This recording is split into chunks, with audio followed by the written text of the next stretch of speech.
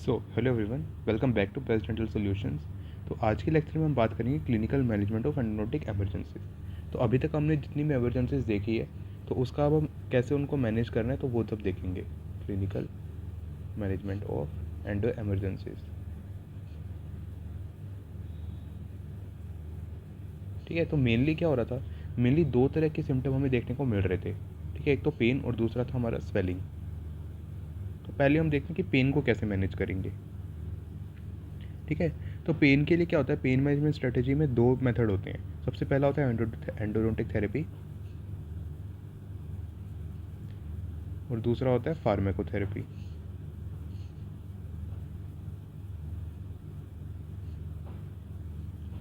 तो एंडोथेरेपी क्या होता है, एंडोथेरेपी में तो वही हम आरसीटी वगैरह कर देंगे, तो ये तो हमें पता ही है। ठीक है, फार्माकोथेरेपी ये भी हमें पता है, लेकिन फिर भी इसको थोड़ा सा देख लेते हैं। इसमें ड्रग्स यूज़ करेंगे। ठीक है, अब फार्माकोलॉजिकल पेन मैनेजमेंट हम देख लेते हैं। तो इसमें क्या होता है, हम दो तरह के ड्रग्स यूज़ करते हैं। एक तो नॉन नार्कोटिक, ठीक है, और या फिर नार्कोटिक हम यूज़ कर सकते हैं, या फिर ओपियोइड एनाल्जेसिक्स।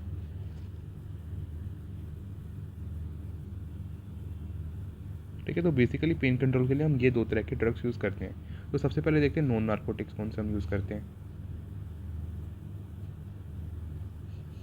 तो नॉन नार्कोटिक में सबसे जो कॉमन ड्रग है वो हम यूज़ करते हैं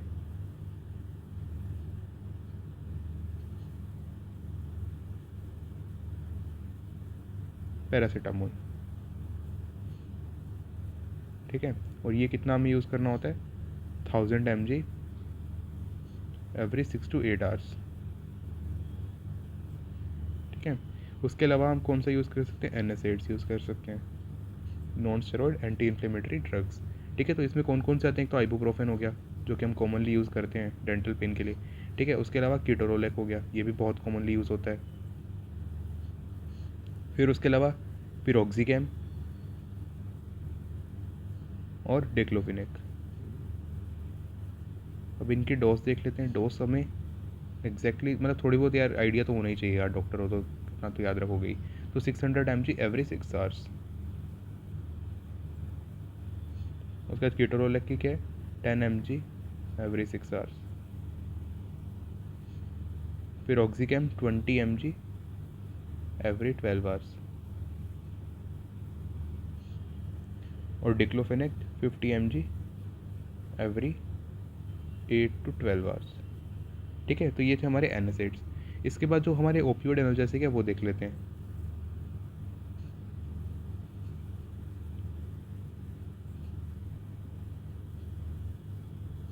तो ओपियोइड एनाल्जेसिक्स में क्या होगा, ओपियोइड एनाल्जेसिक्स में होते हैं हमारे कोडीन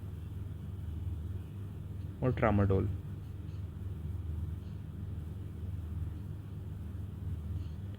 कोडीन होता है 60 mg एवरी 6 आवर्स और ट्रामाडोल होता है 50 mg एवरी 6 आवर्स। अभी जो ओपियोइड एनाल्जेसिक होते हैं ना, ये होते हैं तो स्ट्रॉन्गर हैं। ठीक है, इनका एक्शन ज़्यादा स्ट्रॉन्ग होता है, लेकिन साइड इफ़ेक्ट्स भी होते हैं। अब साइड इफ़ेक्ट क्या होंगे, जैसे नोजिया, ड्राउजीनेस, ये सब साइड इफ़ेक्ट हो सकते हैं। ठीक है, तो बेस्ट कॉम्बो क्या होता है, एक्यूट पेन मान लो है, पेशेंट को एक्यूट पेन है, तो उस केस में बेस्ट हमारा क्या होगा, बेस्ट कॉम्बो होगा हमारा एनासिड और उसके साथ में ओपियोइड। ठीक है, तो अगर पेशेंट को मान लो, अगर हम एनासिड ना, एक क्लिनिकल नोट दिया हुआ है बुक में, अगर हम पेशेंट को ट्रीटमेंट से पहले 1 घंटा पहले एनासिड दे देते हैं, तो उससे क्या होता है कि लोकल एनेस्थीसिया का इफेक्ट और डेप्थ इंप्रूव हो जाती है। एल एक तरह से बेटर वर्क करता है। ठीक है, और पहला ऑप्शन ना हमेशा हमें नॉन नार्कोटिक एनाल्जेसिक ही रखना चाहिए। ठीक है, नार्कोटिक या ओपियोइड एनाल्जेसिक हम पहले नहीं देंगे पेशेंट को। तो ये तो हो गई एनाल्जेसिक्स के बारे में बात। उसके अलावा होते हैं एंटीबायोटिक्स। अब एंटीबायोटिक्स में मेन बात हमें ये याद रखनी है कि हमें जब ऐसे मन किया तब प्रिस्क्राइब नहीं कर देना। एंटीबायोटिक्स सिर्फ तभी प्रिस्क्राइब होंगे जब सिस्टमिक इन्फेक्शन होगा। सिस्टमिक इन्फेक्शन के केस में प्रिस्क्राइब करने हैं। ठीक है, अगर मान लो पेशेंट को सीवियर पेन हो रहा है, तो इसका ये मतलब नहीं कि हमें एंटीबायोटिक देने ही पड़ेंगे। ठीक है, अगर मान लो सिस्टमिक इन्फेक्शन हो रहा है, तो उसी केस में हम एंटीबायोटिक देंगे। अब एंटीबायोटिक काम कैसे करते हैं, ये सेल स्ट्रक्चर पे काम करते हैं, सेल स्ट्रक्चर को ब्रेक करते हैं, बैक्टीरिया के या फिर उनके मेटाबॉलिज्म को अफेक्ट करते हैं। ठीक है, अब बेसिक बेसिक सी बातें यार बुक में लिखी हुई है, जैसे अलेक्जेंडर फ्लेमिंग ने पेनिसिलिन सबसे पहले डिस्कवर की थी, इतना सब पता ही होता है।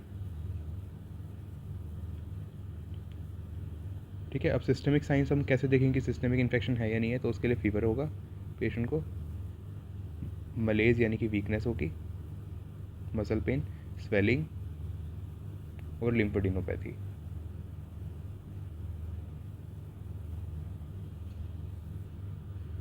फिर उसके बाद हम देखते हैं endodontic emergency present with swelling, यानी कि पेन देख लिया हमने, पेन में हमने क्या किया, या तो एंडोथेरेपी कर सकते हैं और या फिर फार्मेकोथेरेपी। फार्मेकोथेरेपी हमने क्या देखा, फार्मेकोथेरेपी में हमने देखा नॉन नार्कोटिक ड्रग्स और ओपियोइड और साथ में एंटीबायोटिक्स।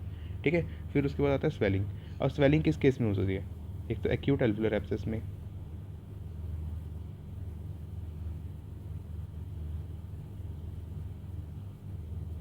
दूसरा हो सकता है हमारा सेलुलाइटिस के केस में और फ्लेयर अप के केस में। ठीक है, अब इसमें क्या गोल होगा हमारा, अगर मान लो स्वेलिंग हो रही है तो उसमें गोल क्या होगा हमारा, गोल होगा कि ड्रेनेज इस्टेब्लिश करें हम, ड्रेनेज इस्टेब्लिश, ताकि जो पस वगैरह मान लो हो रही है वो अच्छे से ड्रेन हो पाए, उसको टाइमली ड्रेन हो पाए, तो क्या होगा वहाँ पे प्रेशर जो है वो रिड्यूस होगा। ठीक है, ड्रेनेज इस्टेब्लिश करके हम पस को रिलीव करेंगे और उससे क्या होगा, रिड्यूस्ड प्रेशर। ठीक है, अब ड्रेनेज की टेक्निक्स क्या क्या होती हैं, तो सबसे पहले तो हम ड्रेनेज कर सकते हैं थ्रू रूट कैनाल्स।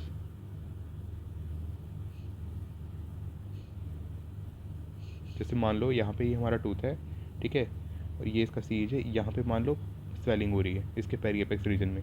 ठीक है, तो यहाँ पे जो रूट कैनाल होगी हम उसके थ्रू ड्रेन कर रहे हैं। ठीक है, उसके थ्रू सारा ड्रेनेज बाहर आ जाएगा, तो वो प्रोसेस होता है थ्रू रूट कैनाल ड्रेनेज। तो अब ये कैसे करेंगे, तो सबसे पहले तो क्या होगा, इसमें पल्प नेक्रोटिक अगर होगा मान लो तो उसमें एल रिक्वायर्ड नहीं है। ठीक है, पल्प नेक्रोटिक ही है तो उसमें एल नहीं रिक्वायर्ड होगा in case of necrosis pulp. ठीक है, फिर अगर मान लो इन्फ्लेम्ड टिश्यू है, इन्फ्लेम्ड टिश्यू है तो वहाँ पे क्या होगा, पीएच ज़्यादा होगा, सॉरी पीएच कम होगा, एसिडिक पीएच होगा ना तो पीएच कम होगा, तो उस केस में क्या होता है, एल इनइफेक्टिव हो जाता है। ठीक है, और हम मैंडिबुलर ब्लॉक या फिर आइए intra orbital block, infra orbital block sorry, infra orbital block दे सकते हैं। ठीक है, इफ़ नीडेड। तो ये हमने एल का देख लिया। ठीक है, हम मान लो हम क्या करने वाले हैं, रूट कैनाल से, रूट कैनाल के थ्रू हम ड्रेन करने वाले हैं पस को। ठीक है, तो उससे पहले हमने एल का देख लिया कि एल में क्या क्या दिक्कत हो सकती है। ठीक है, अगर मान लो नेक्रोटिक पल्प है, नेक्रोज्ड पल्प है, तो उस केस में हमें एल देने की जरूरत नहीं है क्योंकि पेन होगा नहीं पेशेंट को। ठीक है, और अगर इन्फ्लेम टिश्यू है वहाँ पे, अगर मान लो पस हो रही है तो मतलब कि वहाँ पे इन्फ्लेमेशन तो है ही, तो इन्फ्लेमेशन है तो वहाँ पे क्या होगा, पीएच कम होगा, एसिडिक पीएच होगा। ठीक है, तो उसकी वजह से वहाँ पे हमें ये ध्यान रखना है कि एल जो है वो इन्फेक्टिव हो सकता है, तो उस केस में हम डोज वगैरह मैनेज करेंगे एल की। ठीक है, और उसके बाद हम सराउंडिंग स्ट्रक्चर में पेन वगैरह ना हो तो इसलिए मैंडिबुलर ब्लॉक या फिर इंट्राऑर्बिटल ब्लॉक दे सकते हैं। ठीक है, इफ़ नीडेड। अब इसको करना कैसे है, तो इसको करना कैसे, इसका स्टेप क्या है, रबर डैम प्लेस करेंगे हम सबसे पहले, जिस भी हमें टूथ से रूट कैनाल से हमें करना है, रूट कैनाल से हमें जो ड्रेन करना है, तो उसमें क्या करेंगे, हम उस टूथ पे रबर डैम प्लेसमेंट करेंगे। फिर उसके बाद क्या करेंगे, टूथ को स्टेबलाइज करेंगे विद फिंगर्स और फिर उसकी एक्सेस ओपनिंग स्टार्ट करेंगे। ठीक है, अब एक्सेस ओपनिंग हमने कर दी, उसके बाद जो पल्प चैम्बर है उसको इरिगेट करेंगे, और ये बिल्कुल भी फोर्सफुली नहीं होना चाहिए, एकदम पैसिवली होना चाहिए, ज़्यादा हम फोर्स नहीं लगाएंगे। फिर उसके बाद कैनाल्स को लोकेट करेंगे विद नंबर 8, 10 और 15 के फाइल। ठीक है, फिर हमें कैनाल जब मिल जाएगी तो कैनाल को हम इनलार्ज करेंगे। ठीक है, with in 1 mm of apex. ठीक है, और फिर क्या होगा, जो हमने कैनाल को इनलार्ज कर दिया, ये मान लो हमारा टूथ है। ठीक है, हमने इसकी क्या करी, एक्सेस ओपनिंग कर दी, तो हमारे पास ये वाला पार्ट हट गया, यहाँ पे हमारे पास ये वाला पार्ट यहाँ से हट गया। ठीक है, एक्सेस ओपनिंग हो गई। अब उसके बाद क्या किया, हमें यहाँ पे हमने कैनाल ढूंढी, तो कैनाल ओरिफाइस हमें यहाँ मिल गया और इससे नीचे आगे कैनाल जा रही है ये। ठीक है, अब ये कैनाल जा रही है तो हम इस कैनाल को इनलार्ज करेंगे। अब कैनाल को इनलार्ज करेंगे तो यहाँ से क्या होगा, ये जो स्वेलिंग है तो इसमें से पस ड्रेन होकर के बाहर आ जाएगी। ठीक है, अब पस ड्रेन हो गई अगर मान लो, तो वो है हमारा गुड साइन, इफ़ पस ड्रेन्स, ये हो गया हमारे लिए अच्छा साइन। ठीक है, लेकिन अगर मान लो कैनाल जो है वो ब्लॉक्ड है, ठीक है, अगर उसमें कैनाल में ब्लॉकेज है तो क्या होगा, पस ड्रेन नहीं करेगी। तो उस केस में हम क्या करेंगे, प्री कर्व्ड के फाइल लेंगे, ठीक है, और उसको एपेक्स के बियॉन्ड लेकर जाएंगे 1 mm बियॉन्ड एपेक्स।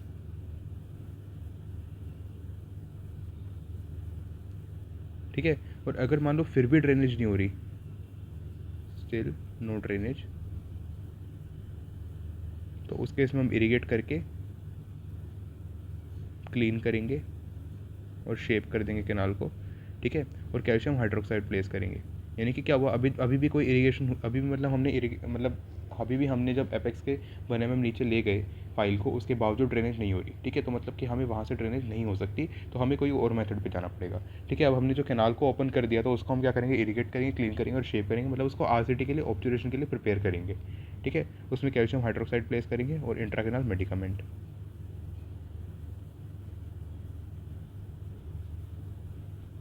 और अगर मान लो बहुत एक्सेसिव ड्रेनेज हो रही है तो उस केस में हम क्या करेंगे, तो एक्सेसिव ड्रेनेज के केस में क्या करेंगे, इसमें क्या होगा, ब्लड या पस कंटिन्यूसली बाहर आएगा, ब्लीडिंग और पस डिस्चार्ज होगा कंटिन्यूसली। ठीक है, तो इससे हम क्या करेंगे, स्टेराइल कॉटन पैक रख के पेशेंट को वेट करवाएंगे, स्टेराइल कॉटन पैक। ठीक है, और बाद में उसको क्या करेंगे, री इरिगेट करेंगे, कैल्शियम हाइड्रोक्साइड प्लेस करेंगे और उसके बाद टेम्पररी सील कर देंगे विद कैविट या IRM। ठीक है, टेम्पररी सील कर देंगे इसको।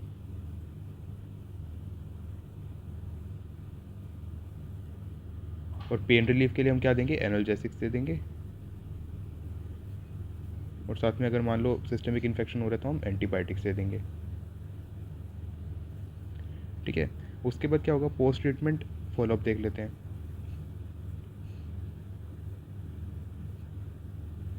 तो हमने क्या किया, हमने पेशेंट को एनाल्जेसिक्स और एंटीबायोटिक्स वगैरह दे दिए, उसके बाद क्या होगा, सिम्टम्स जो होंगे वो सेटल हो जाएंगे, यानी कि पेन वगैरह खत्म हो जाएगा।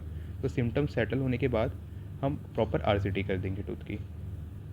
ठीक है, तब तक हमने क्या कर रखा है, तब तक हमने टेम्पररी सील दे रखी है। ठीक है, और जैसे ही सिम्टम्स खत्म होंगे, पेन और स्वेलिंग वगैरह कम हो जाएगी, उसके बाद हम RCT कर देंगे। ठीक है, और इसमें हमें ओपन ड्रेसिंग नहीं करनी है, ये चीज़ का ध्यान रखना है, यानी कि टूथ को ओपन नहीं छोड़ना है हमें बिल्कुल भी। अगर ओपन छोड़ देंगे तो सलाइवा से कंटेमिनेशन हो सकता है, बैक्टीरिया एंटर कर सकते हैं तो उससे इन्फेक्शन हो जाएगा। ठीक है, और दूसरा प्रोग्नोसिस भी कम होता है, प्रोग्नोसिस डाउन होता है उसका, अगर हम ओपन छोड़ देंगे। ठीक है, तो ओपन टूथ को बिल्कुल भी नहीं छोड़ना है, उसको अवॉइड करना है। ठीक है, इन्फेक्शन और डिले हो जाएगा अगर हम टूथ को ओपन छोड़ेंगे तो उससे क्या होगा, इन्फेक्शन मतलब बढ़ता जाएगा बढ़ता जाएगा। ठीक है, अब most pain during access cavity ना बर की वजह से होती है, जैसे मान लो हम एक्सेस कैविटी ऑपरेशन कर रहे हैं तो उसमें क्या होगा, जनरली जो पेन होता है ना वो बर की वाइब्रेशन की वजह से होता है। तो इसीलिए मैंने क्या बोला था यहाँ पे, मैंने बोला था कि फिंगर से स्टेबलाइज करेंगे, टूथ को स्टेबलाइज करेंगे फिंगर से। ठीक है, फिर एक चीज़ होती है टेस्ट कैविटी,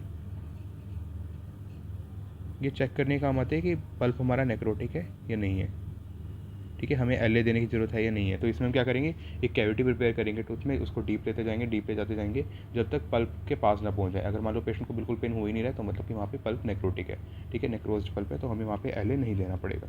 ठीक है, तो ये था ड्रेनेज हमारा रूट कैनाल के थ्रू। ठीक है, तो हमने क्या किया, हमने सबसे पहले LA के बारे में देखा कि LA हमें देना है या नहीं देना। ठीक है, फिर हमने देखा इन्फ्लेमेटरी टिश्यू होता है, वहाँ पे pH कम होता है तो उसमें LA इनफेक्टिव होता है। ठीक है, फिर हम मैंडिबुलर ब्लॉक या इंफ्राऑर्बिटल ब्लॉक दे सकते हैं कुछ केसेस में अगर हमें ज़रूरत है तो।